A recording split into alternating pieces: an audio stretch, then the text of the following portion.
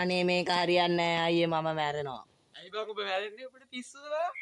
අයියේ මම පයින්නවා අයියේ මම ගෙල්ලලා අයියේ අර බලන්න. ඕච්චි උඩට. මේ සසර හරි කලකිරෙනවා අයියේ. සසර දුක්ඛිතයි. ඔබට පිස්සුද මේ මල් පෝච්චි වල පයින්න? නෑ. ඕක ඉඳලා මේ මල් පෝච්චි වල ඔබ දැන් පයින්න හදන්නේ. යකෝ මේ පොඩි කාලේ ඉඳලා ගෙනල්ලා යකෝ මේ හැදුවේ. දැන් මට මොනවද කරන්න කියන්නේ? යකෝ ඔබ මේ පොඩි කාලේ ඉඳලා මේවා හදලා දෙයි. ඔබට පිස්සුද මේ මල් පෝච්චි වල පයින්න ඕක නිකන් මේ කෙල්ලෙක් ඉඳලා නිකන් මැරෙන්න හදන්න එපා බං. ඒ කොහොමද මම පොඩ්ඩක් පයින් දෙපා මං කියන නේද ඔබට පයින් මං දෙන්න පොඩ්ඩයි දෙපන්නේ. හරි අයියේ. දැන් හරිද අයියේ? මල තම්බන් ඔබ හින්න බලන්න පට්ට මහන්සි ඉඳන් අර මල් පෝච්චි ටික අයින් කරලා අතාරින්න ආවේ. ආවේ ඔබට පයින්න ඕනි කිව්වනේ. ඔව් අයියේ. පොඩ්ඩයි දෙපා මං ටක් ගාය. හැබැයි පයින්න ඕනි බෑ. පයිලා කිව්වනේ. ඈ? පයිලා කිව්වනේ. ඔව්.